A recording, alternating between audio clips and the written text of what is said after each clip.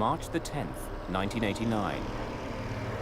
It's 11:39 a.m. at Dryden, Ontario's airport. Light snow falls as Air Ontario Flight 1363 stops in the remote northern community on its way from Thunder Bay to Winnipeg. The passengers stay on board while the plane is refueled.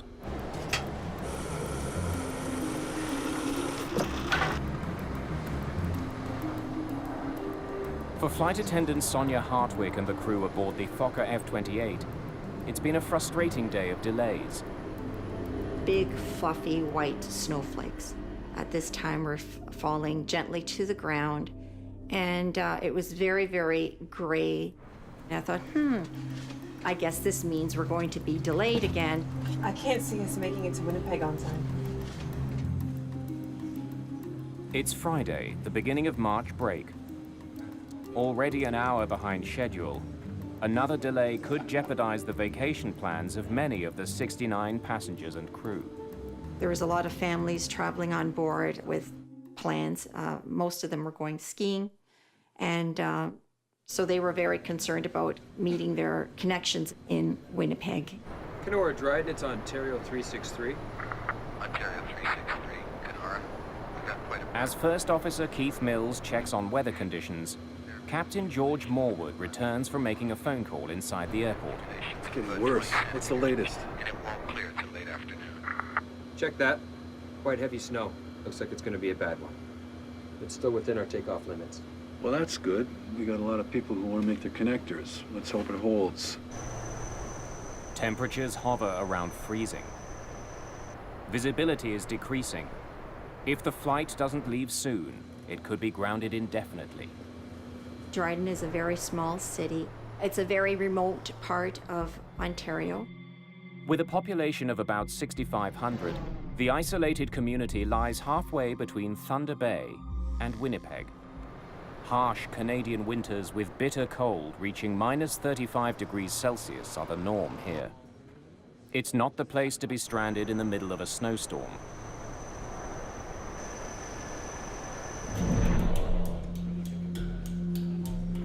Royal Canadian Mounted Police Officer Don Crawshaw and his partner are escorting a prisoner to Winnipeg. When we did a criminal check on the prisoner before we left, he came up as a violent person. So 2 of us have to go with him. He was wanted in Banff on a fraud charge, and that's what he was being brought back to Alberta for. Hey, no smoking and seatbelts. On. Instruments. Sinks. Cross-check. Captain Morwood uses the power of engine number 2, already running, to fire engine number 1. Morwood and Mills are both highly experienced pilots. However, they've each flown fewer than 100 hours in the Fokker F-28. The multi-million-dollar aircraft is the first Air Ontario jet to serve the remote northern Ontario region. 24 minutes after landing in Dryden, Flight 1363 is ready to leave. Inform Kenora, we're rolling.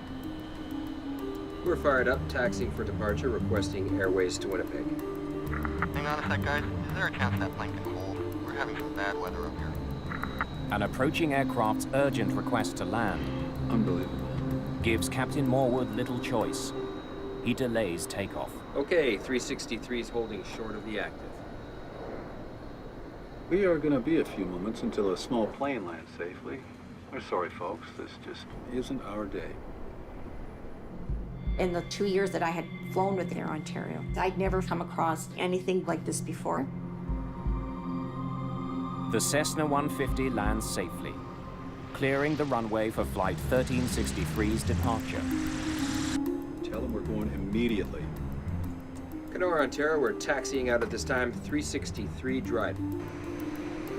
Finally, an hour behind schedule, the plane taxis to runway 29.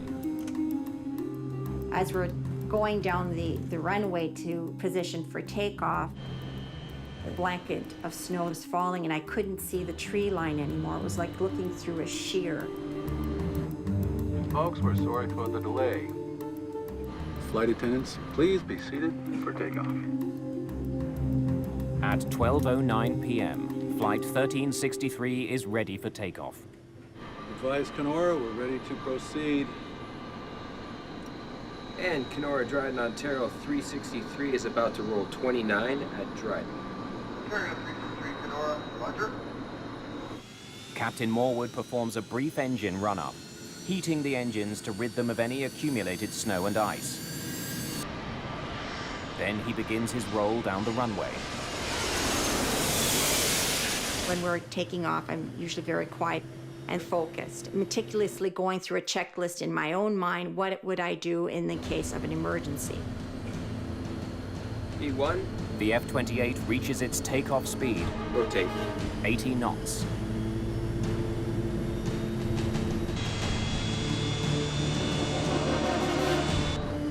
Our takeoff was very slow and sluggish, like a slow, sluggish person running up a hill. Clearly, there's something wrong. The F-28 struggles to get airborne. We cleared the trees. The plane started shaking. I thought, oh my God, we're gonna crash. That's when all hell broke loose. If you can equate to being in a Mixmaster, that's what the plane felt like at the time.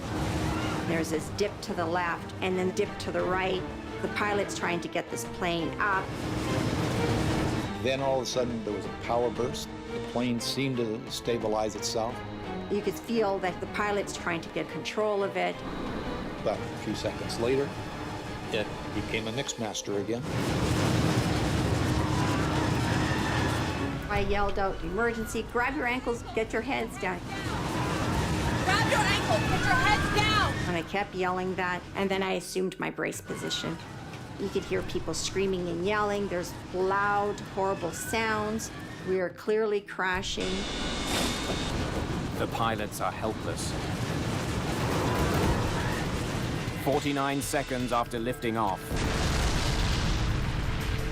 Air Ontario Flight 1363 crash lands in the bush, 950 meters west of runway 29.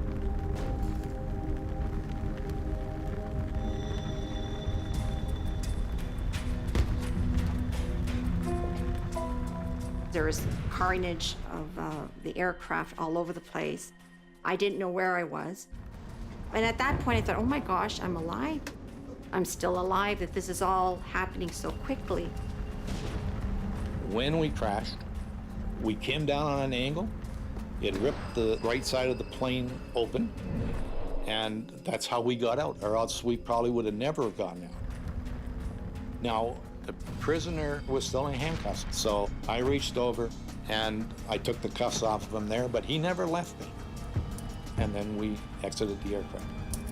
There's fire all around, there's explosions. I'm thinking, oh my God, we're full of fuel. Guys, come this way. And I started yelling, come this way, for people to follow my voice. Come this way. Come on. We're gonna go Passengers this way. scramble for safety before the fire spreads. 45 people survived the accident, but 24 people do not, including Captain Morwood and First Officer Mills.